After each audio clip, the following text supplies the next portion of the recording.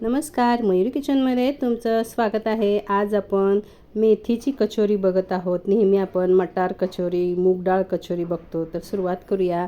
तव्यामध्ये 1 चमचा धने टाकून गरम करून घेतले आहेत। त्यामध्येच पटकन लगेच जिरेसुद्धा टाकायचे। दोन्ही हलकं हलकंसं आपल्याला गरम करून घ्यायचं आहे आणि हे थंड झालं की मिक्सरच्या भांड्यात टाकून आपण हे जाडसर वाटून घ्यायचं आहे। सुरुवातीला हे सुकं वाटून घ्यायचं आहे। त्यामध्ये मग 8-10 लसूण पाकळ्या, 3-4 आल्याचे तुकडे आणि 3-4 हिरव्या मिरच्या असं जाडसर हे वाटून घेतलं आहे। एक जुडी मेथीची स्वच्छ करून धुवून ठेवली आहे, ती आपण बारीक कापून घ्यायची आहे। एका भांड्यामध्ये कापून घेतलेली बारीक चिरून घेतलेली मेथी आहे ती काढून घ्यायची आहे आणि यामध्ये आता आपण मसाले टाकायचे आहेत। वाटून घेतलेला आपण मसाला आहे तो आपल्या आवडीप्रमाणे तिखट कितपत हवं आहे ती टाकून घ्यायचा आहे। 1 चमचा हळद, काश्मीरी मिरची पावडर, चवीपुरतं मीठ टाकून घेतलं आहे। थोडी कोथिंबीर, थोडासा हिंगसुद्धा टाकला आहे। हे सगळं आधी छान मेथीमध्ये मिक्स करून घ्यायचं आणि यामध्ये मी पनीर टाकलं आहे। पनीर घरचंच असल्यामुळे साधारण ते 100 ग्रॅम आहे अंदाजे। ते आपण या मेथीच्या भाजीमध्ये सगळं छान मिक्स करून घ्यायचं आहे। मीडियम साईजचे 4 उकडलेले बटाटे मी किसणीवर किसून घेतले आहेत। ते थोडे थोडे करत याच्यात टाकायचे आहेत। बटाटा जर मेथीपेक्षा खूप जास्त झाला तर मिश्रण आपलं चिकट होईल। तर साधारण मी 3 बटाटे उकडलेले टाकून घेतले आहेत। 1 उकडलेला बटाटा बाजूला ठेवून दिला आहे। याचा छान असा गोळा होईल इतपतच आपल्याला हे ओलसर करून घ्यायचं आहे। याच्यापेक्षा सुकं झालं तरीसुद्धा चालेल, पण ओलसर नाही पाहिजे। तर आपण हे मळून घेतलेलं आहे। याला एक 10 मिनिट आपण झाकण ठेवूया। तोपर्यंत आपण पारीसाठी बाहेरच्या आवरणासाठी पीठ भिजवून घेऊया। पाऊण वाटी बारीक रवा घेतला आहे, त्याच वाटीने पाऊण वाटी गव्हाचं पीठसुद्धा घेतलं आहे। यामध्ये थोडंसं मीठ टाकून घेतलं आहे, थोडी कोथिंबीर, 1 चमचा चिली फ्लेक्स टाकले आहेत। हे सुकं साहित्य मिक्स करून घेतल्यानंतर यामध्ये अगदी 1 चमचा साधं तेल टाकून घेतलं आहे। ते सगळ्या पिठाला छान आपण चोळून घ्यायचं आहे। पाव चमचा हळदसुद्धा यामध्ये टाकली आहे आणि थोडं थोडं पाणी टाकत आपण ह्याचा घट्टसर गोळा मळून घ्यायचा आहे। रवा भिजण्यापुरतं थोडंसं पीठ ओलसर ठेवायचं आहे, सैल नाही तर चपातीला भिजवतो त्यापेक्षा थोडंसं घट्ट असं पीठ भिजवून आपण दुसऱ्या भांड्यात मी काढून ठेवलं आहे। हे सुद्धा आपण 10 मिनिटं झाकून ठेवूया।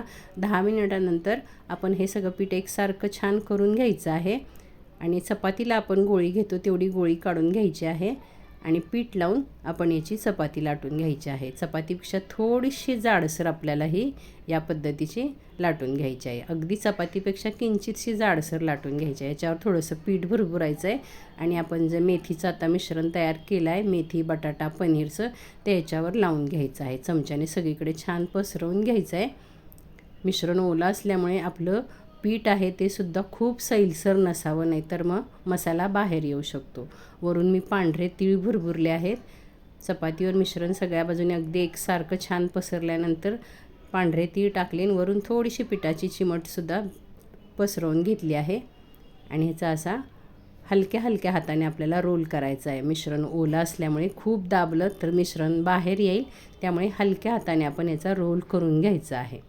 अगदी कमी साहित्यात वेगळ्या चवीच्या पनीर, बटाटा, मेथीची आपण कचोरी बनवत आहोत। चवीला खूप छान होतात, 3-4 दिवस छान टिकतात। जरूर एकदा तुम्ही करून पहा। रोल करून घेतल्यानंतर तो असा हाताने एकसारखा करून घेतला आणि सुरीने आपण आपल्या आवडीप्रमाणे मोठे छोटे असे ह्याचे पीस कट करून घ्यायचे आहेत आणि मग आपण हे असे हाताने एकसारखे करून चपटे करून घ्यायचे आहेत। आपण ज्याप्रमाणे बाकरवडी करतो त्याप्रमाणे हे करून घ्यायचं आहे। दुसरीसुद्धा पोळी मी लाटून घेतली, त्यावर सुद्धा मसाला पसरून त्याच्या अशा कचोरी बनवून घेतलेल्या आहेत। गॅसवर तेल तापायला ठेवलेलं आहे। तेल तापलं का ते चेक करू आणि लगेच आपण सगळ्या कचोरी यामध्ये टाकून घेऊया। सुरुवातीला तेल कडकडीत गरम करून घ्यायचं। कढई मोठी असेल तर जेवढ्या आपल्या तेलामध्ये बसत आहेत तेवढ्या 5-7 टाकून घ्यायच्या आणि 2 ते 3 मिनिट त्याला हात लावायचा नाही। बुडबुडे यायचे कमी झाले की मग आपण त्याला चमच्याने असे सगळीकडून फिरवून उलटपुलट करून घ्यायचे आहेत। रवा असल्यामुळे खुसखुशीत होतात, त्यामुळे सुरुवातीला तेल गरम करायचं आणि नंतर मीडियम गॅसवर छान अशा तळून घ्यायच्या आहेत। अगदी कमी साहित्यात अगदी हाताजवळ असणार आपलं रोजच्या वापरातलं साहित्य टाकून आपण ह्या कचोरी बनवलेल्या आहेत। तुम्हाला रेसिपी आवडली असेल तर लाईक करायला विसरू नका. चॅनलवर नवीन असाल तर सबस्क्राईब करा आणि आपल्या मित्रमैत्रिणींसोबत शेअरसुद्धा करा. ह्या तुम्ही अशासुद्धा खाऊ शकता किंवा चटणीसोबत खाऊ शकता. तोडून दाखवते, मस्त खुसखुशीत होतात. मस्त अशी खुसखुशीत ही कचोरी झाली आहे. करून पहा. आवडल्यास लाईक शेअर करा. धन्यवाद.